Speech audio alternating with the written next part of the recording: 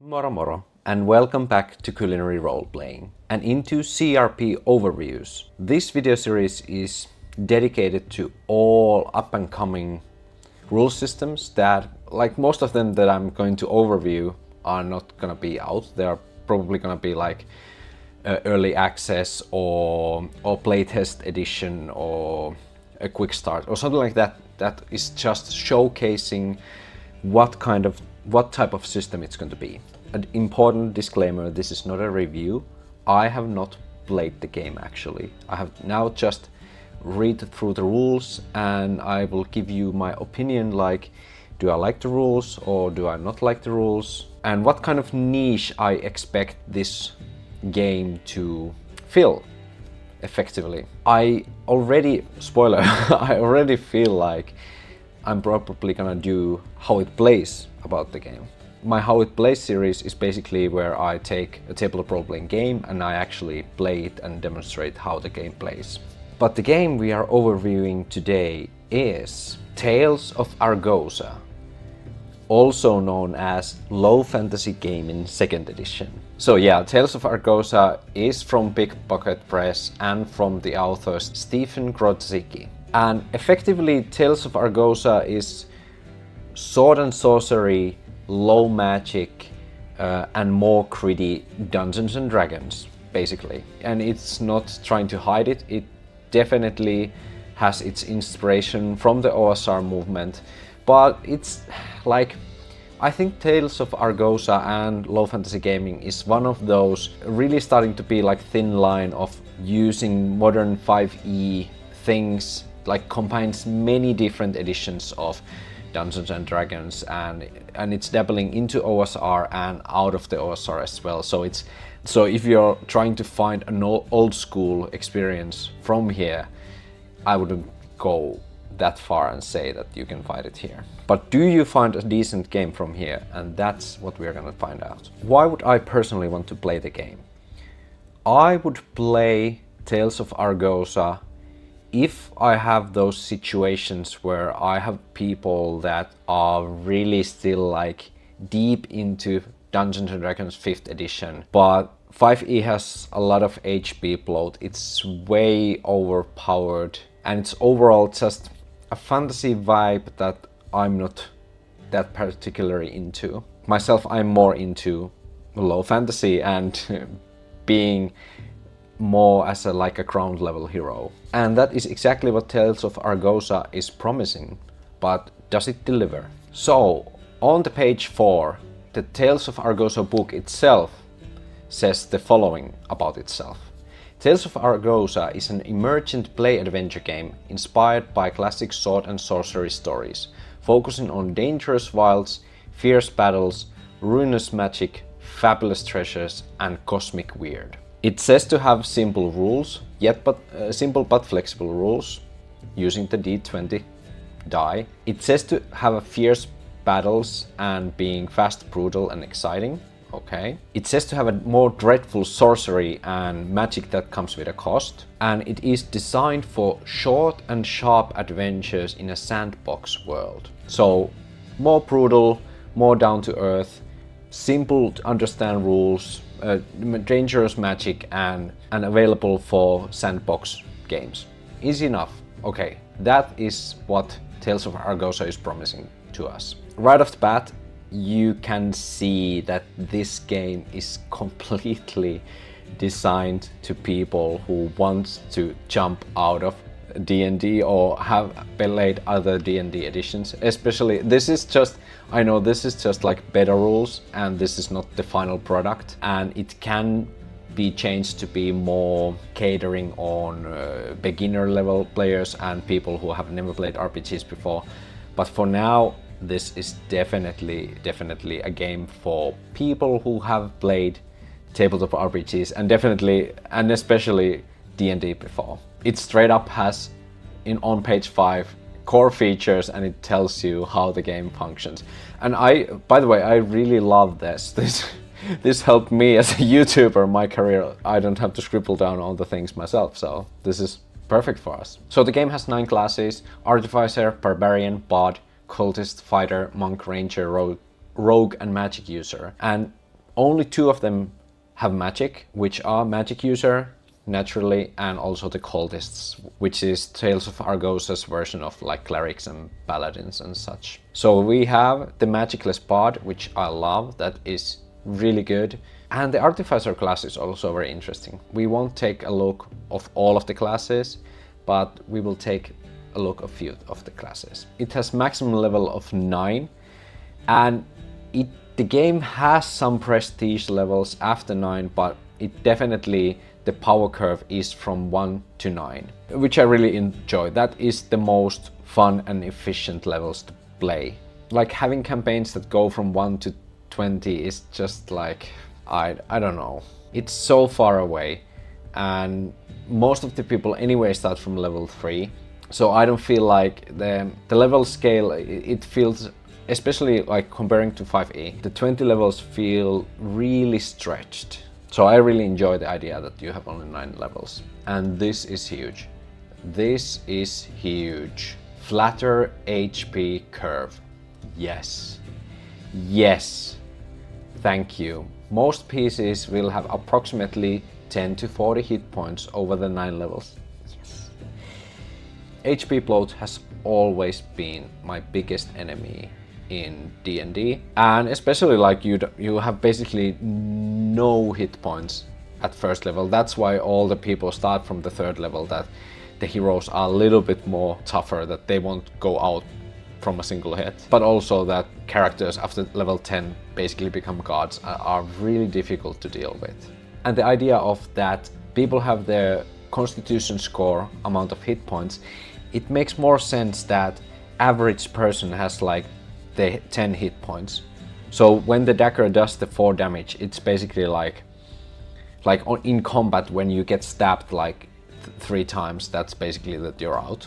And that makes sense. Like in combat situations, that makes more sense than having like 100 hit points and you have to get stabbed 100 times. But it also makes sense that comparing to level 1 hero into level 9 hero, that basically level 9 hero is 4 times tougher than level 1 hero. And that makes more sense, rather than having a hero that is basically almost over 20 times like stronger with like more hit points. And this is one of the aspects that really tells me that this is a game for more experienced GMs and players. You basically design your own character abilities every 3rd level. And while the game gives you some options, like these are basically like your feats, and the game gives you some options you can choose from, so you don't have to like design your own abilities, but the game really emphasizes that this is like your part where you can make your character unique by designing own abilities. So that alone is like, that's solely for people who are experienced with tabletop role-playing games. As a first-time player, I would never be able to like start just designing my own abilities. Like game design is completely different thing comparing to playing the game. So it's very specific and very interesting idea, but it's also aimed for very specific home brewery people as well. So this feature can kind of be hit or miss, and this is one of those features that will determine will certain players want to play this game or, for example, Shadow Dark, because this game will be and probably is already being compared to Shadow Dark, because Shadow Dark is also OSR type, more simpler, but still like having those modern conventions in a game. Like Shadow Dark is a step down, more simpler and linear, and offers like all the stuff for the characters, where Tales of Argosa requires people to have a little bit more home brewery and character building state of mind, which is not a bad or good thing in itself, it's just a preference thing. Roll Under, this is definitely going to be a thing that some people will love and some people won't like for some reason. For me, I love roll under systems and it just makes sense. And skills are very interesting in this game. So where does this game simplify is that instead of having like a lot of different modifiers for your skill rolls and attribute rolls, You just roll under your attribute, which is really simple and really clear. But you also have skills, and what skills do are actually you get only +1 modifier bonus to your attribute rolls if you have a skill that will help you, but it also enables you to use rerolls. And this is very interesting resource in the game. When you fail a certain type of rolls, for example, a skill roll that you are proficient with, you can actually use one of your rerolls and try that skill again. And that is the modifier that gives you more reliability to your skills. I really think that is really good way to do it, because that way you can either have or not have skills. So it like simplifies the usage of skills and simplifies like the need of like being proficient and then being an expert level and like have this annoying marking work, because now you can just have a list of skills that you know, and that's that. And you can just, whenever you are doing an attributes check, you can just look at the skill list and see, oh, I have that skill, so now I can probably reroll if I fail. That is the simplicity I really enjoy. But also the rerolls are a resource, so you only have a certain amount of rerolls per rest. So you really have to think about when I want to try to push my roll, when is the situation that I really need to succeed. And because of having like these bigger and bigger modifiers in other games, that really demands from the GM to like completely rehaul all the encounters at some point, because the players will outscale the old encounters. And while there is some scaling in Tales of Argosa, the scale is much more tighter, and it's more like the characters become more tough in a sense that they can go into a longer adventures rather than going into more bigger and more dangerous adventures. And what is also good about rerolls, that you can't like spend your rerolls to reroll for eternity, so sometimes you have to respect the dice. That's why I really enjoy that the game doesn't have like get out of jail for free cards. Like in 5th edition you have some kind of abilities that give you that whenever you roll under 10 your roll is 10. Like why I should roll the dice then? So yeah, I really enjoy that the reroll is not completely reliable, and while still having a skill highly gives you more chance of succeeding in some things, it is still like quite difficult to do so, because when you use a reroll and if you had disadvantage on the roll, you have to still roll the dice roll with disadvantage. So you can use rerolls on attribute checks or skill checks, they are the same thing in this game. Luck rolls, I come back to that a little bit later, death saves, and short rest willpower recovery checks. So yeah, I'm a fan of how skills and rerolls are used in this game, definitely, and they are things that make their return from low fantasy gaming. I love that they divided willpower and perception from wisdom, really good choice, yes. Minor, major and rescue exploits, really good system. So Pickpocket Press and Tales of Argosa just went and saw what Dungeon Crawl Classics was doing with their warrior and their mighty deed die, and we're like, yeah, that's really fun, let's just use it and let's give that to every character. And it's a really simple rule, and it gives so much more flexibility to the combat, and especially when now the combat is much more deadlier and you have an option to free to try to like make a trip attack or try to disarm your foe or do some minor thing that might benefit you and hinder the opponent for possibly taking your life with one hit. I really enjoy that aspect. Basically what you can do, whenever you hit with your attack and deal damage, you can do an extra thing that could be like I said, disarming your foe or tripping your opponent or moving them 5 feet or basically kicking them off a cliff.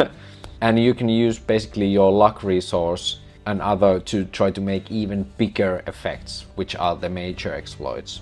And also you have your rescue exploits that are the opposite.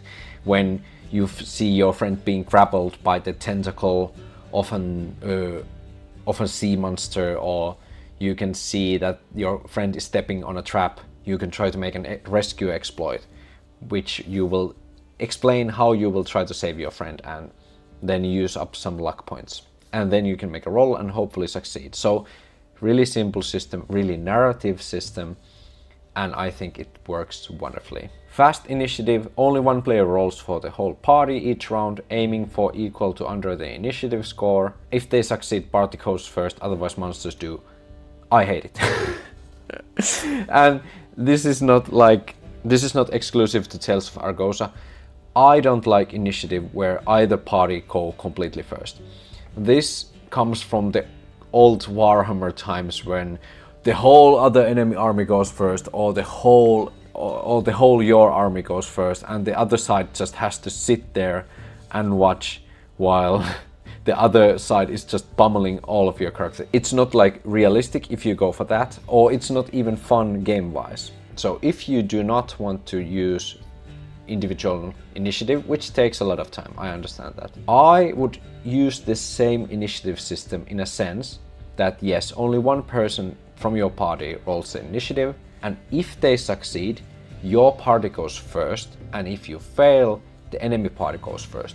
But after somebody from your party or somebody from enemy's party has done something, you will alternate between the both parties. So one of my party members go, one of enemy party members go, then one of my party members go, and one of enemy. And you can decide amongst yourselves when someone goes next. That gives the battles much more fairness, but it's also very tactical, and it's also this kind of chess where you see that somebody does something and then you either react to that or try to do something else, and the enemy side sees that your party did this and then they try to like it. Then it becomes much more a simultaneous feeling in a sense, and it gives the people to see individually what the enemy side is doing, but also it doesn't feel like you just have to like basically completely destroy the enemy side before they destroy your side. So yeah, I would use either alternating turns or individual initiative. Don't like this. I know this is like an OSR thing, that the same goes for some of the OSR games, but yeah, not a fan. I wouldn't use this rule to save my life. But now, going back to things I love. Diminishing luck. So luck is basically an attribute that is taken originally from Fighting Fantasy. I don't know where Fighting Fantasy took it from, but definitely I would say this is from Fighting Fantasy. And it's basically like your universal saving throw on most of things, where whenever you need to do like a dexterity saving throw, you will take your luck, try to roll under your luck, and you will add your dexterity modifier to it. So your dexterity still has some effect on will you succeed on that luck roll or not. And whenever you succeed in your luck save, you will diminish your luck by 1. So that means there's only so many times you can save yourselves from peril. And I like that. I really enjoy how that paces the game, and it really discourages players to take any unnecessary risks. But it is also a thing that you can utilize. The luck is not only for saving throws. There might be some situations where only by the sheer force of luck you will succeed on things, because you are heroic heroes, and heroes have luck on their side. So when the hero's party will just jump on a random portal that has many different dimensions, possibilities that they will go into, and the players will just like, hopefully we get into a safe place. They might do a luck roll, and if they succeed, they will get into a safe space by the sheer force of the god of fortune smiling on them. And also the luck is used when you want to do those epic major exploits, like basically like dismembering an enemy or doing something big. So minor exploits you can always try to do for free, which is usually comparing an attribute check against enemy's attribute checks. But if you want to try to do something like huge, something that will hinder the enemy considerably, like the before mentioned dismemberment, then you need to first succeed on a luck roll to even try to do it, because these are things that will completely change how the combat will go. The regaining of luck is it is really short. I think it might be even too short, because long rest in this game is basically 1 week. So yeah, it really feels like this game wants you to have like one adventure per month for like game time basically. But what other great way to reward luck for players is basically use it as an inspiration. When some player does something amazing, like roleplay wise, or does some amazing move, you can just reward them luck points basically. So I think that's a great way to give people more luck points. It also has a system where you still crit on natural 20 when you attack, when you deal max damage, but then you can also do something extra with natural 19, and you have basically like these weapon specific tables that you might have some extra damaging things with your weapons. And I think it's a nice little touch, and it gives combat much desired like versatility on it, in a sense that it's not just like I hit you, you take 5 points of damage, and you hit me, oh, I take 10 points of damage. Makes martial characters much more interesting during combat. And this is more martial focused and less magic focused game, so that's a really good thing. Short rests really hit or miss. Basically, when you're taking a short rest, which is like few minute rest right after battle, you can do 2 willpower checks. And if you fail both of them, you get nothing from the short rest. Nothing. But if you succeed with both, you get 2. And this is quite hard. But luckily, you can negate one of the failures with healer's kit. But even then, somebody has to make a successful intellect check to like treat your wounds. So then, even if you fail one of your willpower checks, you can turn one of those fails into success. Myself, I would change the rule in a sense that you don't have to make an apothecary check with healer's kit. I think it's enough that you use your resources, because the healer's kit only has 2 uses per healer's kit.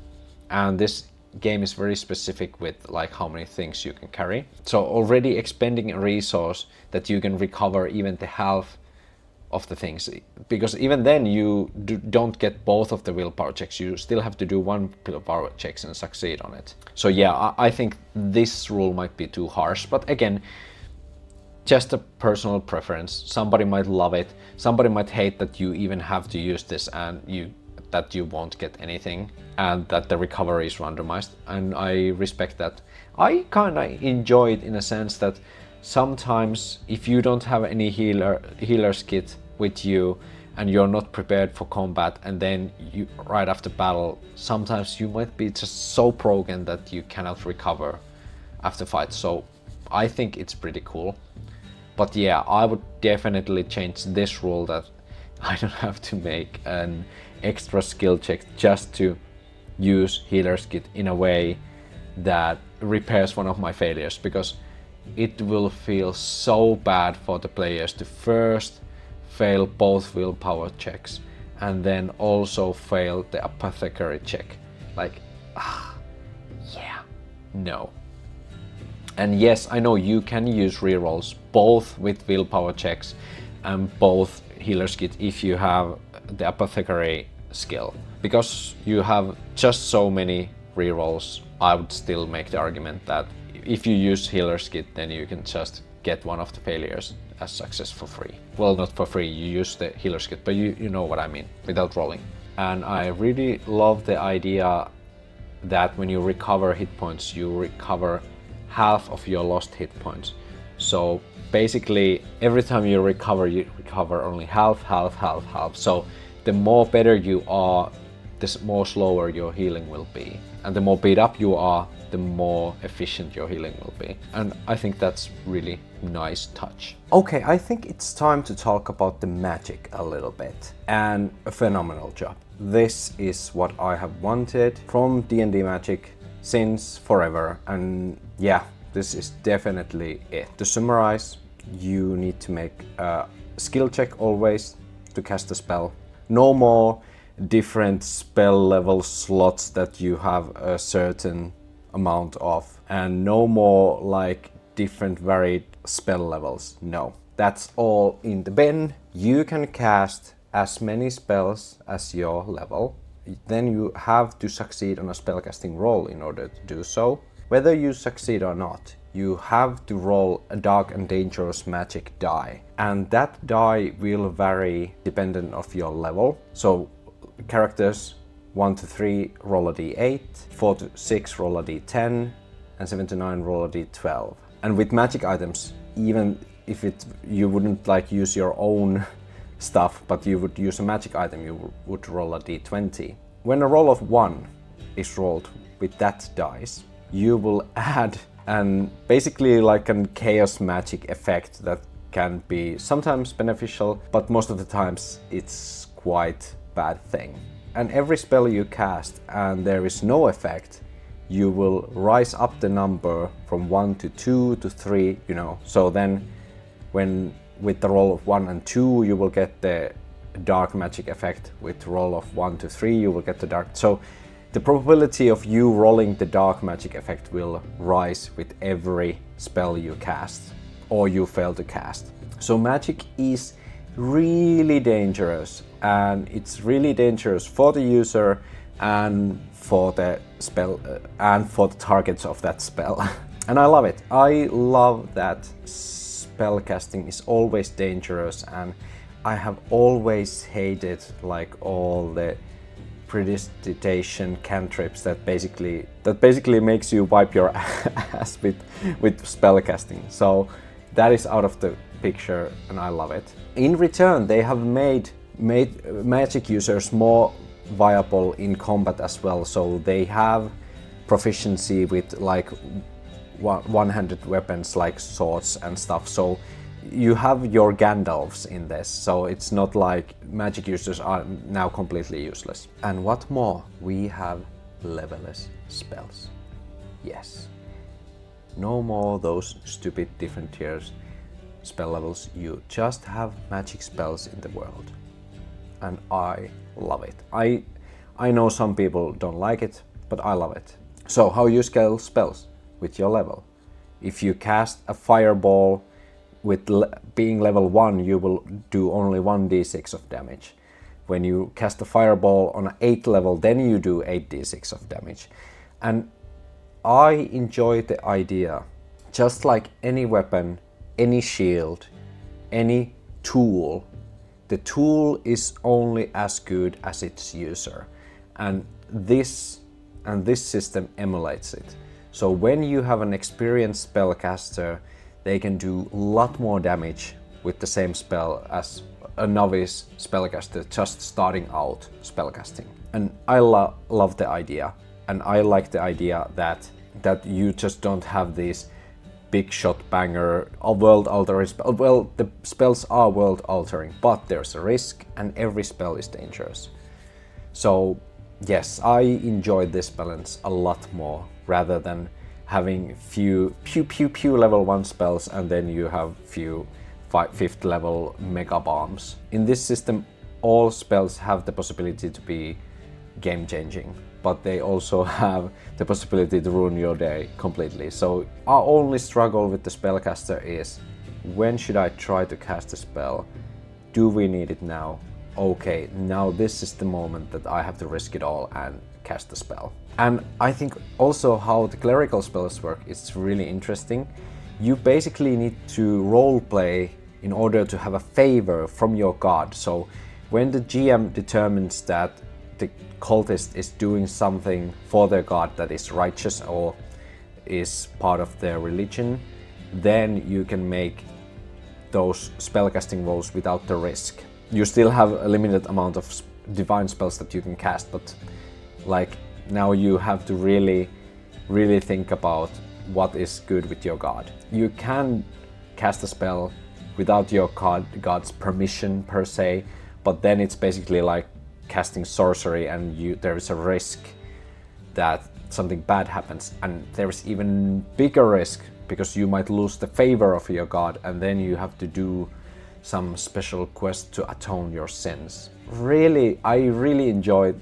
They have really trimmed down the spellcasting and made it really nice. They have made a lot of stuff that can happen in downtime. They have really good simple rules on exploration, I mean hexploration, and traveling and dungeon crawling.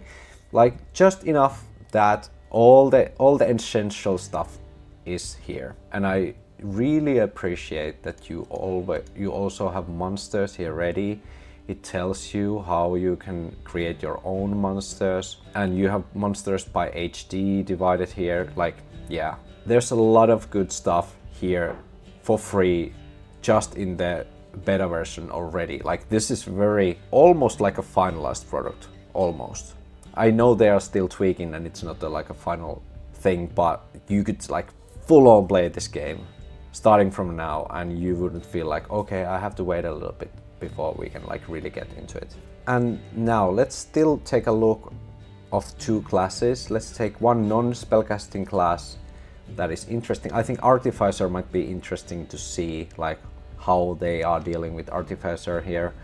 And then we could look at the magic user to see how the magic spellcasting class works. So when you pick your class, you get certain amount of hit points, which is usually your constitution score plus your level, and then you get more hit points depending on what class you are. Artificers get only 1 hit point more per level, so they start with con score +1 and they end up with con score +9. And I think fighters, for example, get 2 or 3 per level.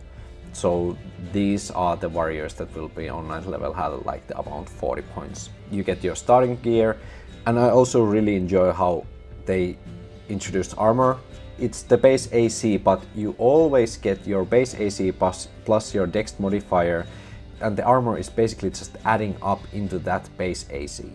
So there is not those weird stuff where you like, okay, in plate mail you use the 18 but don't add your dex, and in some of you add your dex. No, you just always add into your AC, but then you get like disadvantages on dexterity stuff when you wear bigger armor. Here you can randomly generate your skills, or you can pick 3 if you want. So very simple, just list of skills like we talked about. Here we have the level table that tells us what we get on each level. And basically how Artificer class works is that you basically create these inventions that are basically like special abilities, but they work as like mechanisms. You could create a black powder weapon for yourself, which is basically a ranged weapon. You can have you can basically have a chainsaw like weapon.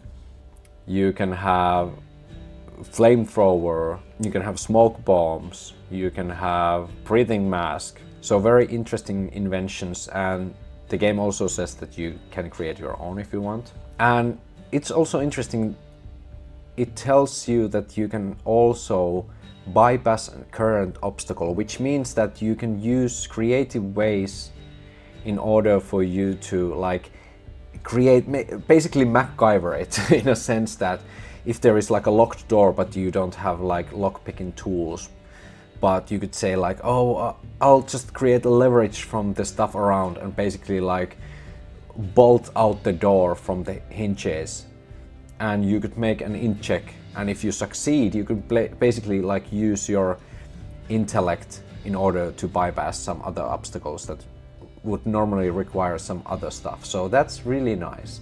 And it even creates like situations where you're falling down and you have created like parachutes, and so it doesn't necessarily have to be like a certain skill checks overcoming. It can be more creative problems as well. So really nice way to create like role play, inspiration, and basically give the players a possibility to use their imagination.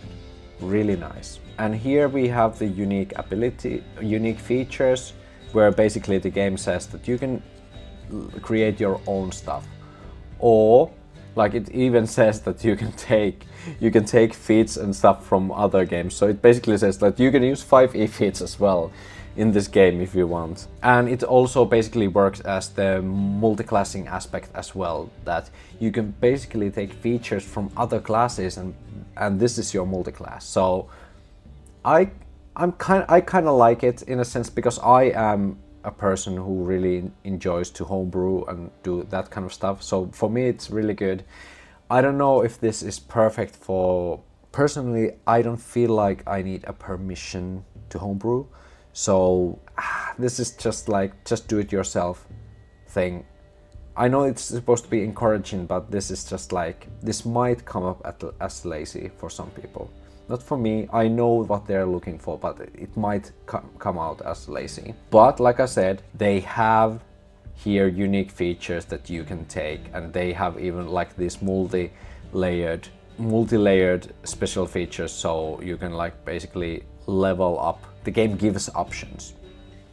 Maybe it would be the wording that could be changed, like that you can like basically like choose one of these unique features, or you can create your own. And then also the stuff about multi-classing. You can even take features from other classes. So that might be more encouraging for new players to see like, oh okay, so I can just pick from here and not stress about it. And then later on they remember, oh wait a minute, but the game said that I can create my own stuff, right? So yeah, it's all about wording, and this is like really nitpicky from me, but just wanted to throw it out there because this is an overview and work in progress. Okay, and let's still look at the magic user. Same thing, having abilities and getting plus level stuff. And as we can see, we get like passive AC as well. We get new skills, and how spellcasting works. You can cast as many spells as your level per long rest, but also you can get spell slot back in short rest if you decide to do so. And like we said, level as spells, you can basically get any spell from the start of the game. That's really cool. And every level you can get more spells, and still you can have the idea that you find these mysterious spells around the world. And now it's even more fun because now you can design the spells beforehand as a GM, and you don't have to like start to think about, oh, how many, okay, my wizard player has now like 2 level 2 spells and 5 level 4 spells, so definitely I need to give him more on the lower level spells. Like, no, you can just create spells that are fitting for the direct dungeon, and the spellcaster just can cast them at any time. And they will get better. When they get better at spellcasting, they will get more juice out of the spells. I love it. It just frees up so much mental space from the GM that you don't really have to like, you know, babysit on your player characters like level progressing. You can just create the stuff you want and give them as they go, and you don't have to think about it too much. You don't like... That frees up so much mental space. Of course, mainly as a solo TTRPG channel, we have to talk about the Oracle tools and solo tools, because these are provided in Tales of Argosa. Thumbs up for that. Let's see what they actually contain. So the bones are an Oracle tool that answers yes or no questions that pose as an adventure unfolds. They consist of 4 dice. The Hammer of Judgment, and otherwise 90mm D6, it provides yes or no answers only and acts as a tiebreaker when necessary. So you could say 4, 5, 6 of D6 and 1 through 3 are no, so like D2 with D6. Then you have Twins of Fate. 2 identical D6s generate yes or no or nil results. So 2D3 basically, so 5, 6 yes, 4, 3, 4 blank, and 2, 1, 2 no. And then the Fortune die, which provides fortune, misfortune or nil. When I was looking at the rules, I think this Fortune die is basically a D6.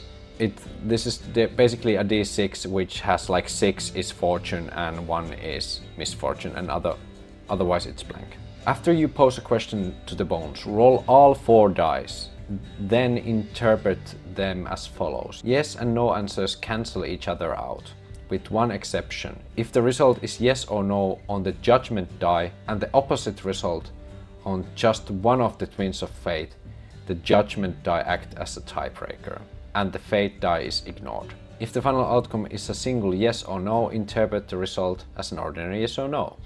If the final outcome is double yes or no, interpret the result as being a greater or more definite event. Similarly, on a triple result, this should interpret as an extremely great, exaggerated result.